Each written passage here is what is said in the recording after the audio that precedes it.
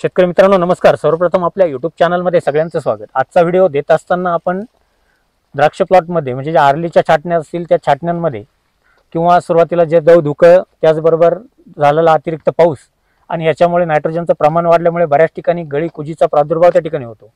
आता या स्टेजला आल्यानंतर आपण नक्की कोणती काळजी घेतली पाहिजे किंवा ज्या ठिकाणी कुठेतरी पाणी उपळण्याचं प्रमाण वाढलेलं आहे, जमिनीमध्ये कुठेतरी पाणी लेवल त्या ठिकाणी धरून ठेवलेली आणि अशा वेळेस नक्कीच वरती दव बादळ दव धुक्यामुळे नक्कीच प्लॉटमध्ये कुजीचा प्रादुर्भाव त्या ठिकाणी होतो।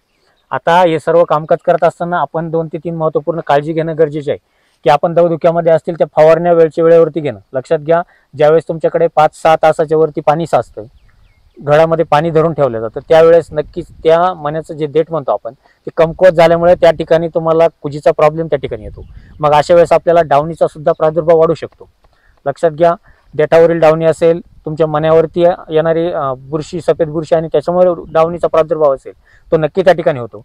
त्यामुळे आपल्याला फवारणी नियोजन सुद्धा करणं गरजेचं आहे। त्याचबरोबर या स्टेजला आल्यानंतर आपण नायट्रोजन लेवल बरोबर पोटॅश लेवल असेल, फॉस्फरस लेवल असेल, आपण ती सुद्धा व्यवस्थित सांभाळणं गरजेची। मी तुम्हाला बऱ्याच वेळेस सांगितलेलं आहे की साधारणतः 25, 30, 35 दिवसाच्या दरम्यान आपण पानदेठ परीक्षण पण करून घेणं गरजेचं आहे। आपण केलं होतं? हो, केलं होतं। बरोबर, त्यानुसार आपल्याला अन्नद्रव्य व्यवस्थापन करणं गरजेचं आहे। कारण बऱ्याच वेळेस जे आपण स्प्रे घेतो त्या स्प्रे मार्फत बऱ्याचदा एकमेकावरती अवलंबून असणारे अन्न घटक सुद्धा आपल्याला त्या ठिकाणी कामी येतात।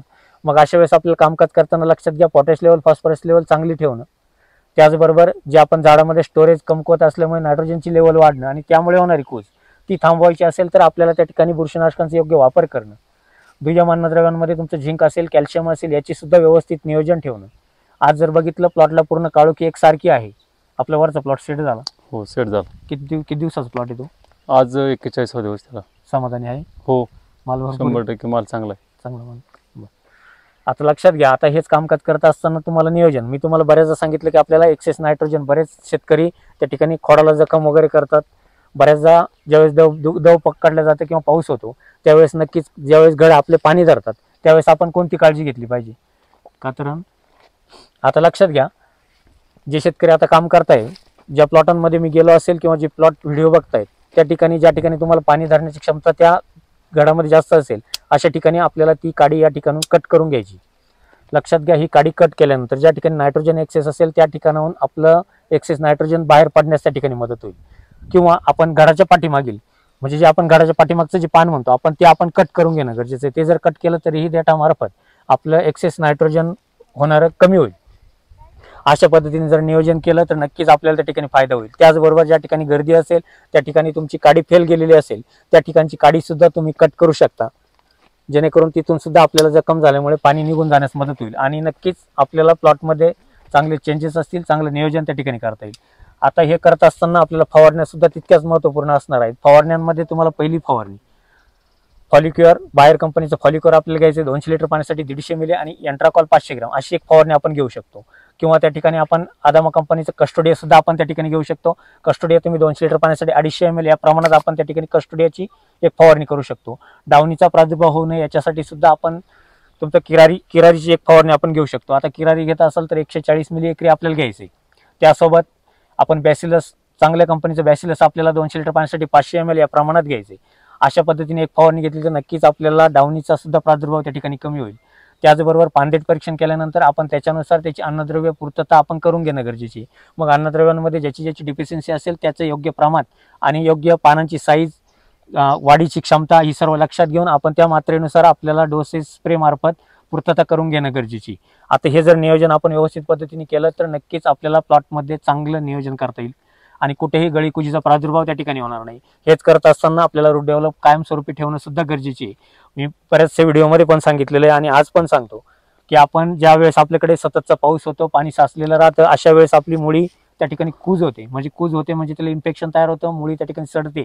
जर तुम्ही खड्डा खोदला आणि ती मुळी जर बघितली तर त्या मुळीचा पूर्ण त्या पाण्यामुळे पूर्ण वास यायला सुरुवात होते, म्हणजे त्या ठिकाणी पूर्ण सडलेली कुजलेली मुळी त्या ठिकाणी दिसते। मग अशा वेळेस आपण रूट चालू करण्यासाठी सोडियम क्लोराईड घेऊन जाण्यासाठी योग्य ॲसिडचा वापर करणं, सल्फ्युरिक असेल, फॉस्फरिक असेल त्याचा योग्य वापर करणं।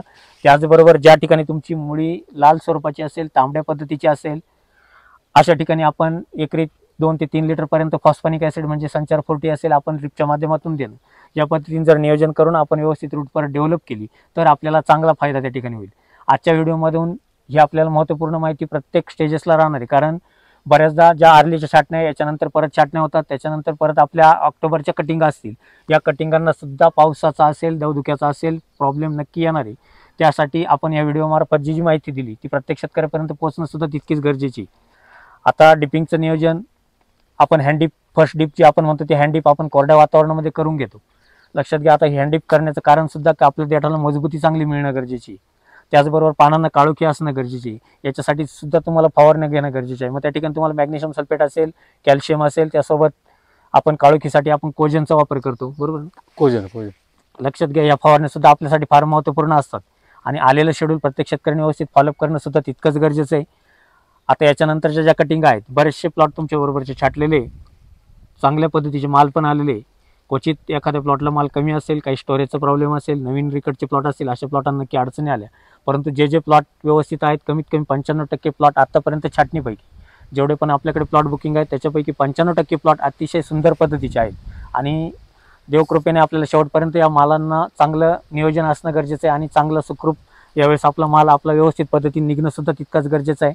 शेतकऱ्यांसाठी आपण या शुभेच्छा नक्की देऊ शकतो, कारण याच्यानंतरच्या वातावरणामध्ये आतापर्यंत जवळजवळ तुमचं एप्रिल छाटणी ते ऑक्टोबर छाटणीचा जो पिरियड गेला, त्या पिरियडमध्ये तुम्हाला सीझन सारख्या फवारण्या त्या ठिकाणी कराव्या लागल्या आणि ज्या ठिकाणी आपण काळजी घेऊन त्या फवारण्या केल्या असतील त्या ठिकाणी नक्की माल निघालेच. परंतु कुठेतरी लेटच्या छाटण्या असतील, अशा ठिकाणी अजूनही अडचणी आहेत, काड्या व्यवस्थित पतीने आळलेल्या नाही आहेत, बऱ्याच अडचणी त्या ठिकाणी येणार आहेत. परंतु झाडामध्ये स्टोरेज तयार करणं, बेसल डोस व्यवस्थित देणं, रूट कार्यरत ठेवणं, या पद्धतीने जर कामकाज केलं तर नक्कीच आपल्याला प्लॉटमध्ये चांगला माल निघण्यास मदत होणार आहे. आता हे सर्व कामकाज करत असताना बरेचसे नवीन शेतकरी अजूनही जुळत आहेत, बरेचसे शेतकरी व्हिडिओ बघून सुद्धा कॉल करताय, त्या पद्धतीने शेड्यूल फॉलोअप करताय. परंतु हे करत असताना नक्की अडचणी असतील तर विचारत चला, कारण विचारल्याशिवाय आपल्या कुठलीही शंका असेल तर तिचं निरसन त्या ठिकाणी होणार नाही. आणि त्यासाठी आपण नक्की कॉल करून घेत चला. तुम्हाला ऑफिसचे क्रमांक सांगतो: 9834 25 22 14, 9168 000 503 आणि 504 या क्रमांकावरती संपर्क करा. आपले प्लॉट बुकिंग करून घेत चला. काही अडचणी असतील विचारून घेत चला. त्याचबरोबर अशाच पद्धतीचे नवनवीन व्हिडिओ पाहण्यासाठी चॅनलला कोण नवीन आला असाल तर नक्कीच चॅनलला सबस्क्राईब करून घ्या. व्हिडिओ आवडत असेल तर लाईक करा, शेअर करायला विसरू नका. धन्यवाद.